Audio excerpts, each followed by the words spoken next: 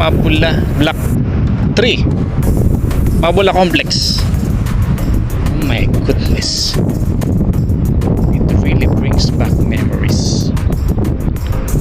Too much memories here. McDonald's days, walang pinagbago, there is no changes. Yeah, here in this area, because before it was like a plaza with the with the circle in the middle, like a plaza design. Oh my goodness, managers building ABCDEF F. Grabe to. Oh my goodness, brings back memories. Managers building, and then nasa building E ako, building E. As far as I know, 7 floor, 28 room, flat 28, ganun. Sa mga dating taga McDonald's dyan, oh my goodness, buhay pa ba kayo? Kami dito nabulok na kami sa Kuwait. Shit man. Mas mga dating taga McDonald's dyan, paki-comment nyo nga kung ano yung mga memories nyo dito. Wow, McDonald's Mabula accommodation. Damn, grabe, parang nag-flashback sa akin to. Dati andyan tayo, oh, nag-aabang ng mga bus. Alright, comment below. Mas mga dating taga McDonald's dyan, oh, dito tayo sa McDonald's building continuation part 2. Hinahabol ko lang kasi yung release nito, 90 seconds, siyempre yun, oh, para kumita. Kumita talaga. Managers building, wow, this is managers building. And E, A, B, C, D, E, so letter E. Ito yung building namin, letter E. Dito kami dati. Sa mga ka-flat ko dati, oh, kalimutan ko na ang pangalan yung mga dati. Sina Richard, sina Mario. Yung flat natin, oh. Ano ba tayo? Ang alam ko 7th floor tayo. 7th floor ata tayo eh. 7th floor tapos flat 28 tayo noon. Kayo dito kayo sa may ano eh, sa may terrace kayo. Kami dito sa may mga salamin. Oo. Wow, brings back memories. Oh my goodness. Yan, tapos dito DE manager, tapos F manager, tapos D boys, E boys, A B D ibang company, tapos C ibang company, tama ba mga ka-McDonald's? Tapos B girls, tapos A girls, tama? Medyo limot ko na eh. Dito wala na pala tong ano eh, mga harang sa baba kasi bawal na kasi dito eh. Dapat open na yung ground floor niya dahil sa nangyaring aksidente sa Manggaf noon, madami namatay. Yun ang naging reason ng mga demise ng mga staff eh. Wow. Shoutout sa mga dating taga McDonald's, mga andito pa at yung iba halos nasa Canada na eh. Ako na lang ang minaras pumunta ng Canada, hindi ako natuloy. Dati dito, grabe oh. Dito dati nag-aabang ng bus sa mga taga McDonald's. Oh my goodness. Dito, yan talaga yan eh. Abangan na McDonald's. Dito nag-aabang lalo pag summer kasi mainit. Diyan sa ground floor na yan. Tapos labasan yan dito. Dito yung bakala pwedeng utangan. Tapos dito lahat yung nag-aabang. Lalo pag Ramadan, ang ganda pa tingnan kasi ang dami dyan dito. Tapos nag-aabang. Wow. Oh my goodness, brings back memories. After, I don't know how many years na ako hindi nakapunta rito ngayon lang. Shoutout sa mga taga McDonald's. Subscribe for more. Goodness, grabe na nagbago. May oxygen na pala dito yun. Oxygen na gym. Block 2, Block 2, Block 1, Block 3. Oh, grabe na. Oh, may Nesto na dito. Nesto supermarket. Wow. Grabe to. Nag-aabang na. Baka may iwan na kayo ng bus mga taga-Mac.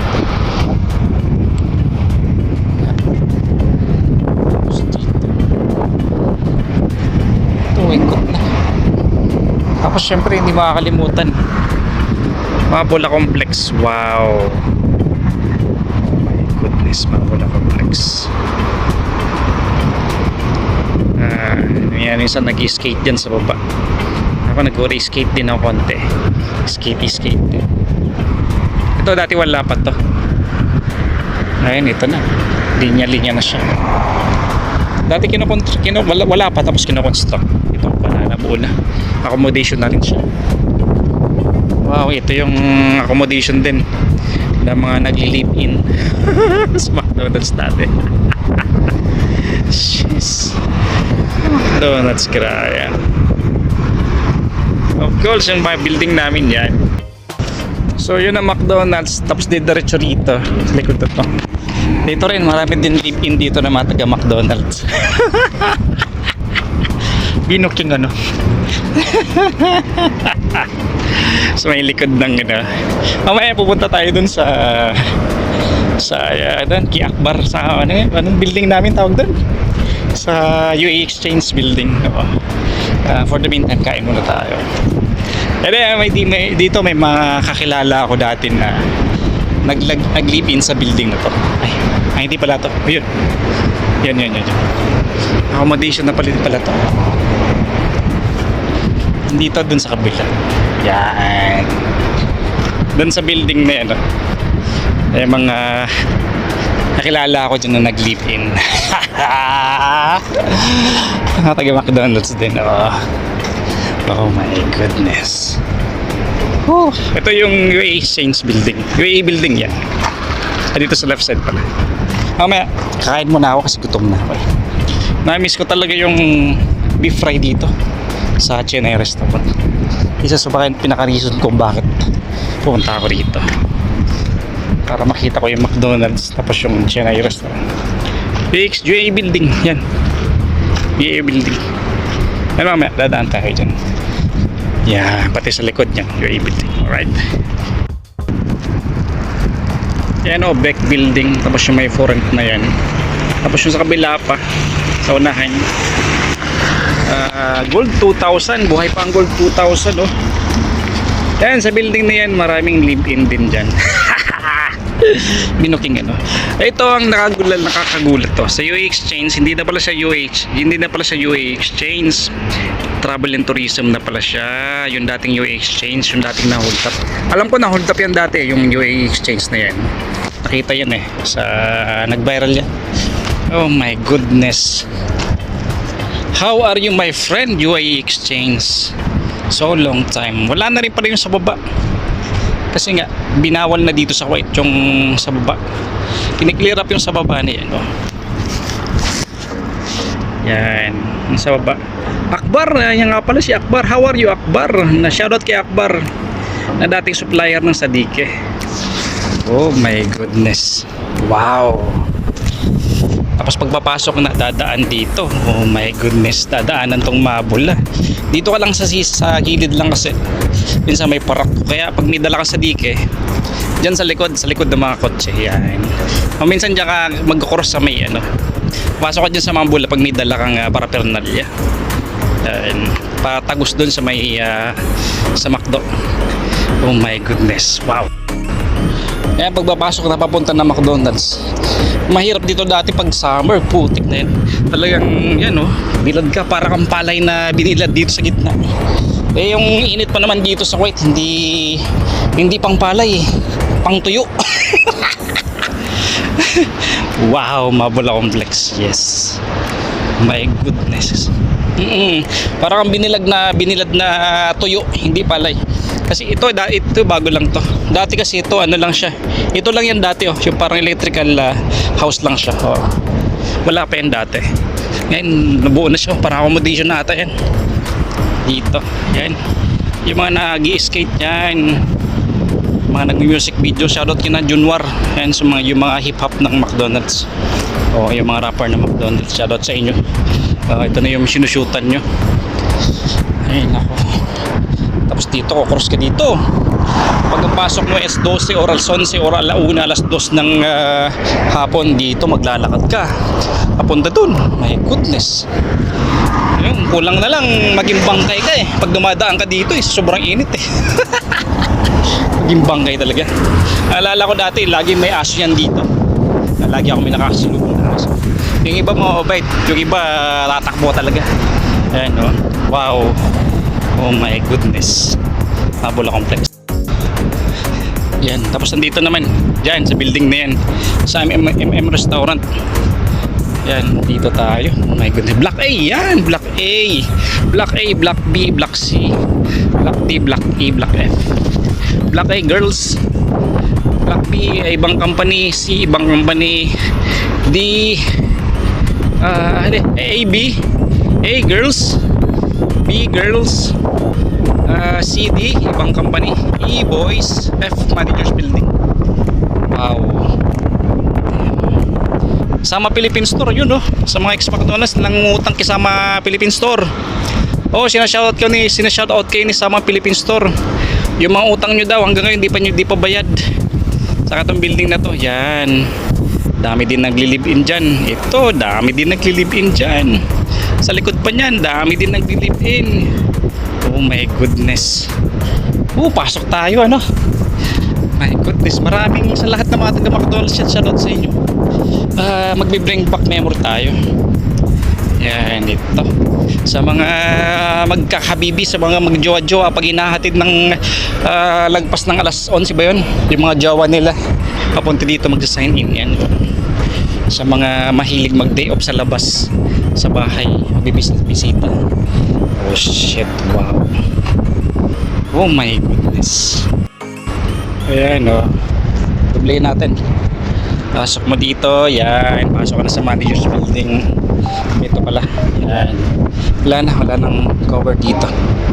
Tapos yan, pwede ka na. Tapos mag-sign in ka na yun kay Gian. Yan, si Gian, naalala ko yung gwardiya. Si Gian yan, sign in ka doon kay Gian.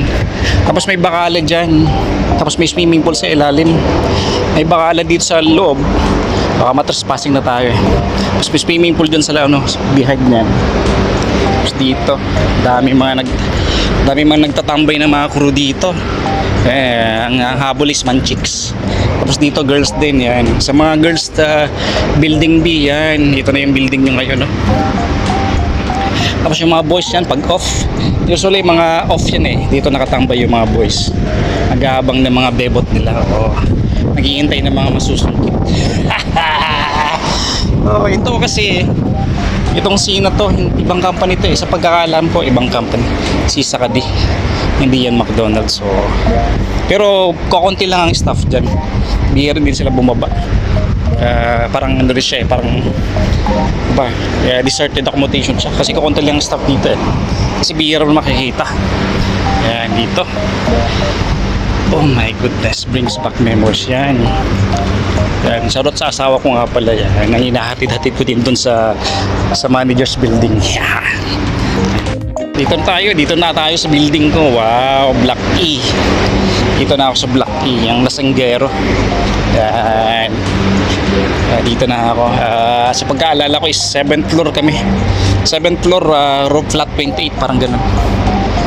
Oh my goodness. Brings back memories. Shit. Yung mga nagli-live-in. Yan, live-in, live-out dyan. So, baka maalala nyo yung mga iniwan nyo, mga pinaasa nyo. Pagkatapos yung binahay, iniwan nyo lang. Manager's building. Yan.